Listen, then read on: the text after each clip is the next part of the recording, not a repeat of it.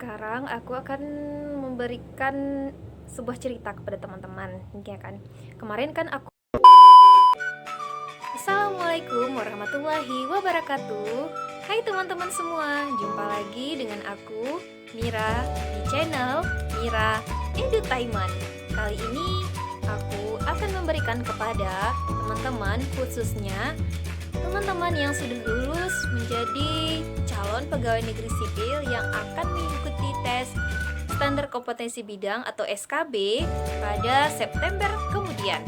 Nah, bagi teman-teman nih, apa saja yang perlu dipersiapkan dan harus diperhatikan? Yuk simak video aku. Dan bagi teman-teman yang baru berkunjung ke channel aku ucapkan selamat datang. Dan jangan lupa untuk subscribe channel aku agar aku terus mengembangkan video-video yang menarik lainnya.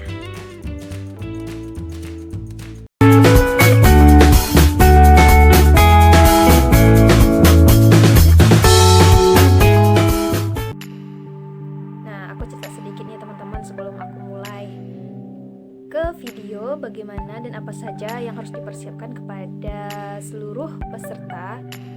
Kemarin itu kan aku sudah upload video tentang cara pendaftaran ulang SKB formasi CPNS tahun 2019 gitu kan. Namun ada yang nanya, Kak, ini sebenarnya video tentang pengumuman CPNS tahun ini atau gimana sih? Nah, ini ya ceritanya. Kemarin kan di awal tahun 2020 para CPNS tahun 2019 itu melakukan tes SKD, standar kompetensi dasar ya kan. Kemudian mereka beberapa orang yang 3 kali formasi itu dinyatakan lulus dan dapat mengikuti SKB. Nah, pada jadwal semula SKB CPNS 2019 itu dilaksanakan pada bulan Maret, pada tanggal 25 Maret kalau tidak salah saya.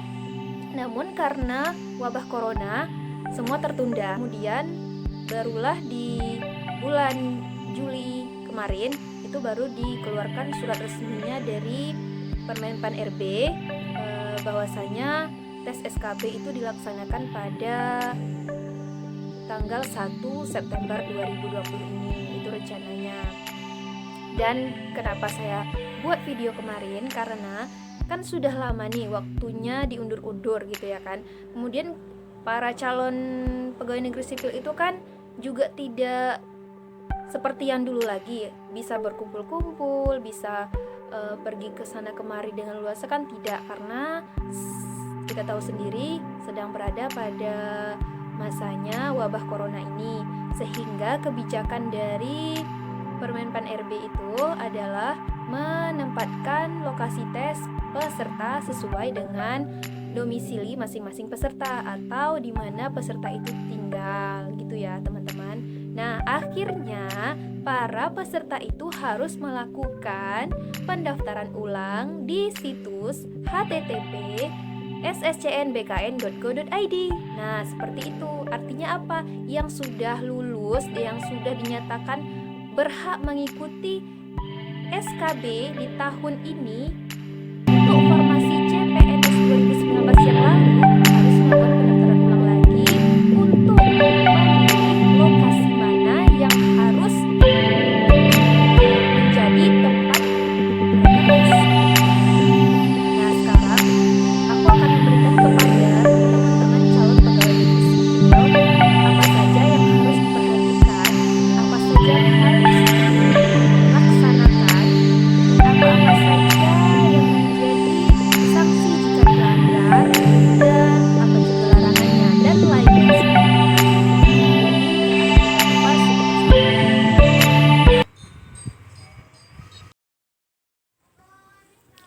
Kebijakan umum bagi peserta yang pertama itu dianjurkan untuk melakukan isolasi mandiri mulai 14 hari sebelum pelaksanaan tes.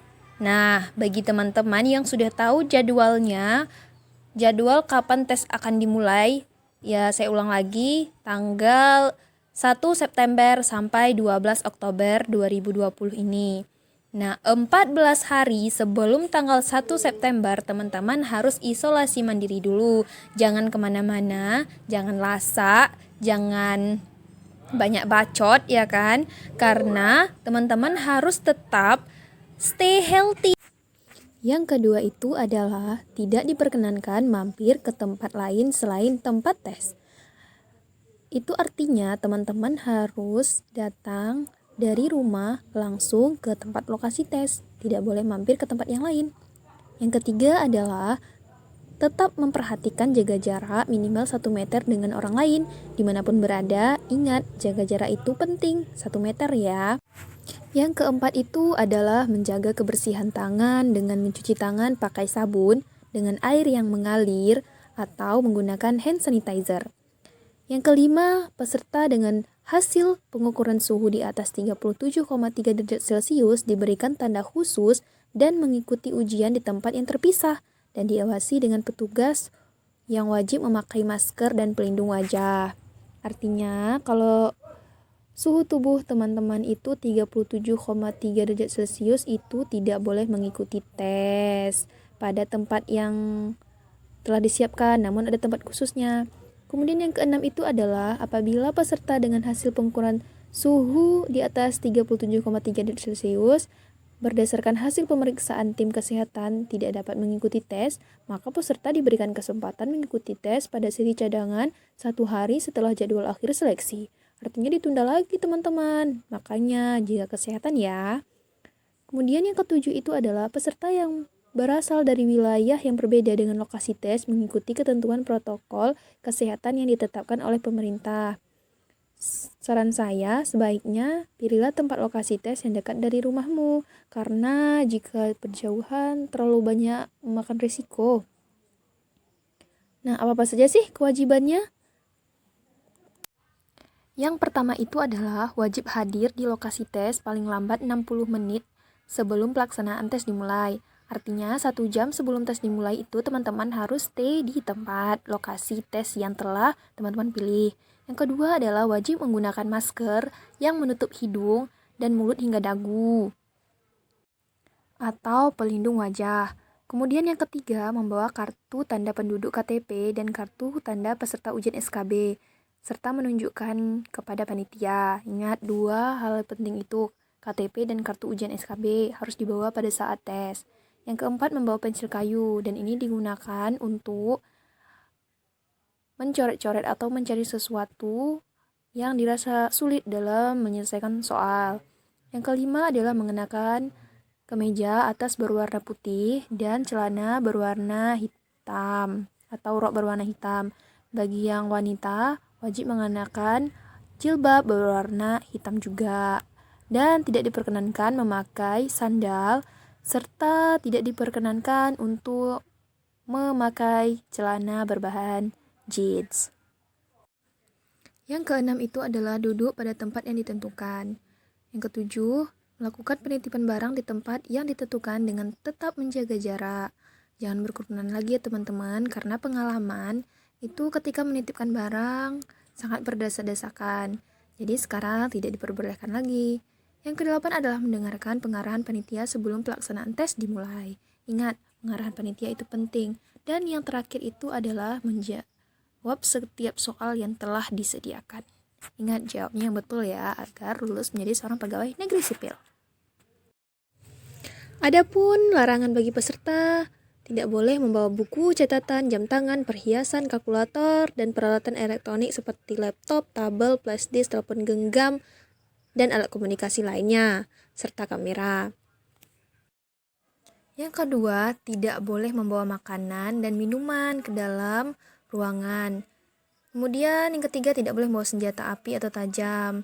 Yang keempat, tidak boleh bertanya kepada sama peserta. Kemudian yang kelima adalah tidak boleh menerima atau memberi sesuatu dari kepada peserta lainnya tanpa izin panitia. Yang keenam, tidak boleh merokok dalam ruangan. Yang ketujuh adalah tidak boleh keluar ruangan tes tanpa izin dari panitia.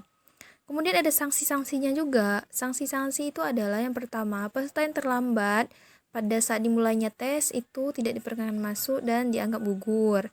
Peserta yang suhu tubuhnya di atas 37,3 derajat Celcius itu mengikuti tes pada sesi cadangan. Informasi lainnya itu adalah Pengantar peserta tidak diperkenankan membawa atau memarkir kendaraan roda 2 atau roda 4 dalam lingkungan ujian.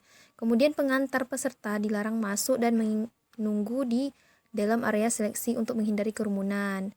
Artinya, jika sudah diantarkan, kita hanya menunggu di lingkungan ujian dan tidak boleh kemana-mana, tunggu jemputan aja. Kemudian, seleksi ini tidak dipungut biaya sedikit pun. Artinya ini mutlak dari pemerintah. Nah, itu dia seputar informasi mengenai apa-apa saja kewajiban, kemudian kebijakan, sanksi, dan larangan bagi peserta. Jika teman-teman merasa ini bermanfaat, juga bisa di-download di situs bkn.go.id. Nah, itu juga ada bentuk PDF-nya. Namun, agar lebih mudahkannya, aku juga memberikan kepada teman-teman yang seperti ini. Nah, ini ditetapkan di Jakarta tanggal 30 Juli 2020. Jangan lupa untuk selalu menonton video aku, karena aku akan memberikan video-video yang bermanfaat untuk teman-teman semua.